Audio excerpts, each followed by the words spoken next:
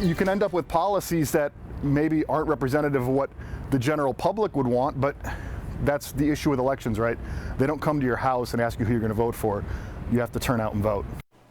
Hundreds could make the decision for thousands. With polls opening in less than 9 hours now, concerns of low voter turnout could leave the fate of key issues around the metro in the hands of a small group of voters. Ariel Rothfield joins us now. And Ariel, a harsh reality, especially in many local elections here. Kevin and Krista, we see it all the time. During the 2016 presidential election, almost 59% of voters cast their ballots, but that number dropped dramatically the next year to less than 20%. And if we look back at other years, that number is even lower. It's easy, it's convenient, and it's fast.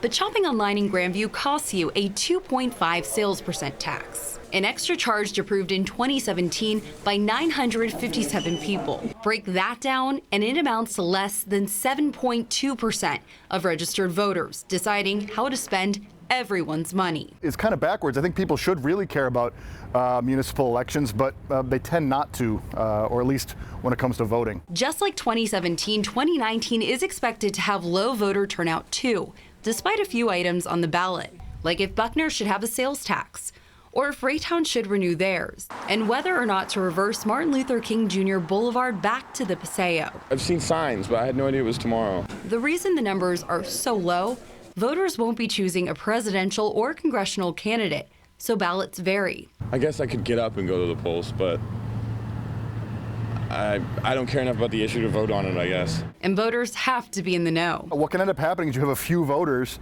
who end up making decisions that affect everybody in that municipality, everybody in that voting area. It makes it so that small groups of individuals who are committed, who are passionate, who are engaged, and who can organize can really have a sort of an outsized effect on policies that are taken up by towns and municipalities.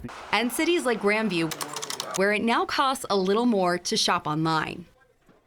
Just to show you how low voter turnout has been in the past, in 2015, a little more than 7% of registered voters came out to the polls. The years where you do see a little bit more of a bump, those were either a congressional or a presidential race. Tomorrow, the Kansas City Board of Election officials expect roughly 10% voter turnout. Reporting live in the studio, Ariel Rothfield, 41 Action News. All right, thanks, Ariel. Here's what you need to know if you're going to the polls. In Missouri, they open at 6 a.m. in Jackson, Platte, and Clay counties. In Kansas, polls open at 7 a.m. in Johnson and Wyandotte counties. All polls close at 7 p.m.